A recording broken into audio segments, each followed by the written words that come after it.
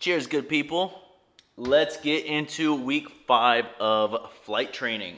We started talking this week about how the engine works, the ins and out of a plane. We went through exactly from the start button, pretty much from the start button, how everything just starts to get going.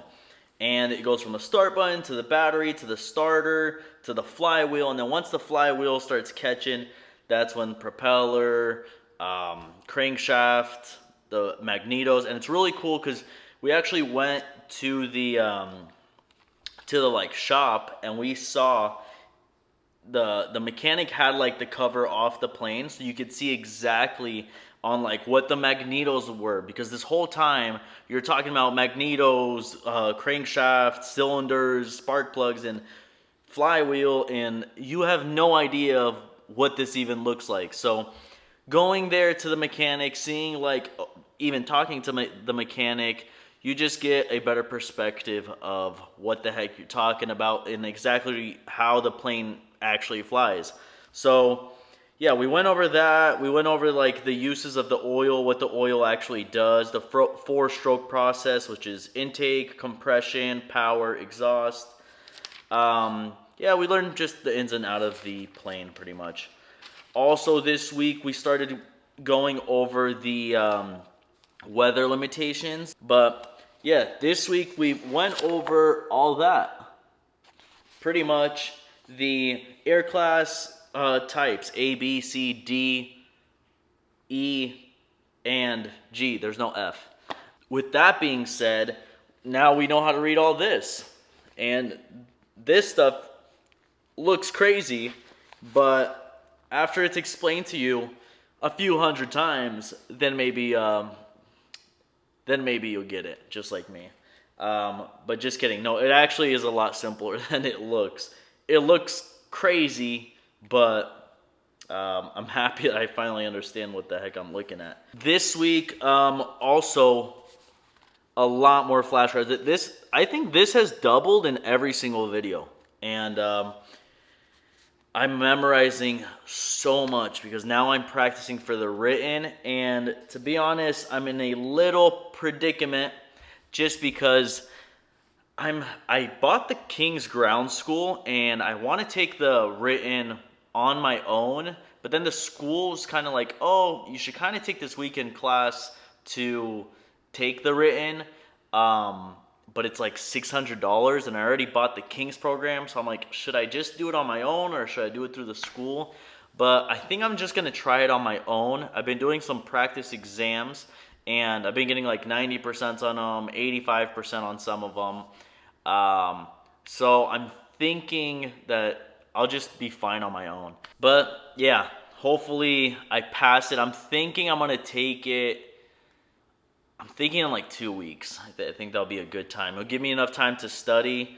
And honestly, I made the mistake with the King's program because I spread it out way too thin. I was studying for like 2 months, and if you're studying for 2 months for something, you're gonna forget what you learned at the beginning, you know? So it's better just to study hard in a short amount of period, like maybe 2 weeks, and that way everything is just like, it's like still relevant in your mind. Anyway, hopefully I get that written taken care of within these next few weeks. Alrighty, let's talk about the flights. Flying is, honestly, dude, flying is just so fun. Like, I keep saying this and it's gonna bother you guys, but it doesn't feel like school. It still doesn't feel like school, and it's just so much fun. Like, I look forward to my school and then to my flights. Honestly, I want to talk to you guys about a little bit of the cons of my flying, what I kind of suck at. I would say that my main struggles are still the radio calls.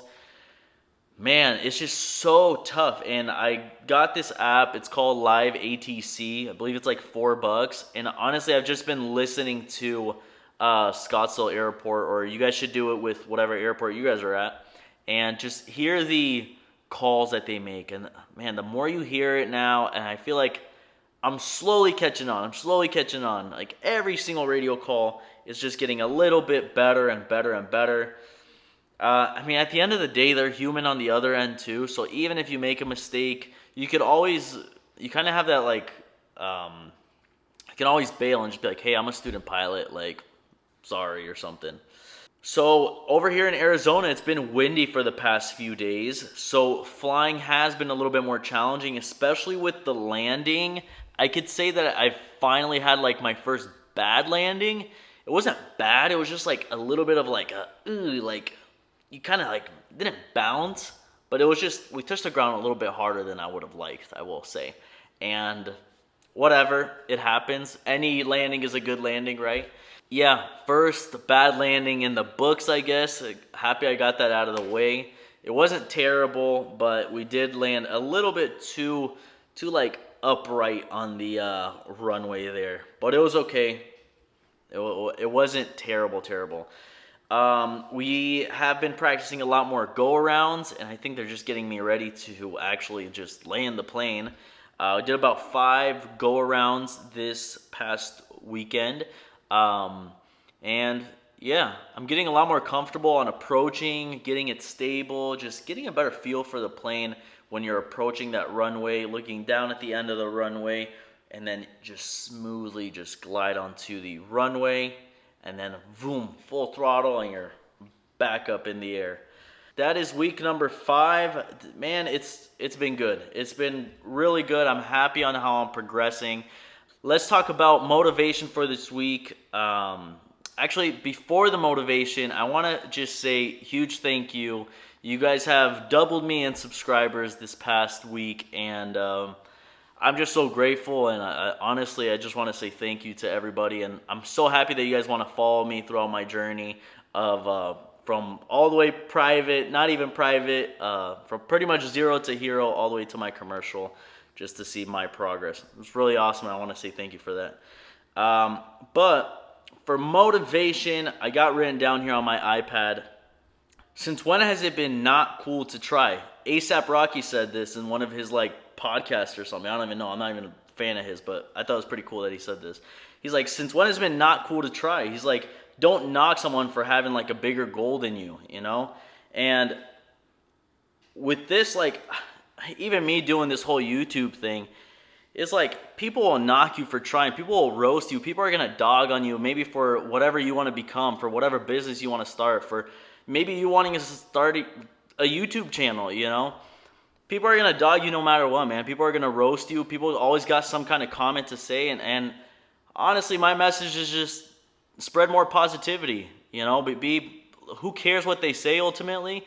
But there's so much negativity out in the world. It's just like, why roast people on something that they're trying to pursue, on a vision that they have, or maybe a dream that they have? It just kind of shows you that you're kind of weak if you are like putting people down. And I want to say thank you for all the comments you guys have given me. 99.5 of them are very positive and everything, but you do get that 1% where that comment might just bother you a little bit. But push out the haters, man. Freaking follow you, whatever it is you want to do. Post on YouTube if that is what your dream is, you know. I don't know what the heck I'm doing. I started with 200 subscribers and now I got 600 and whatever. Let's get this thing growing and let's build a community with this whole thing. But yes, thank you guys so much for watching week number 5, and I'll see you guys next week for week number 6. Peace.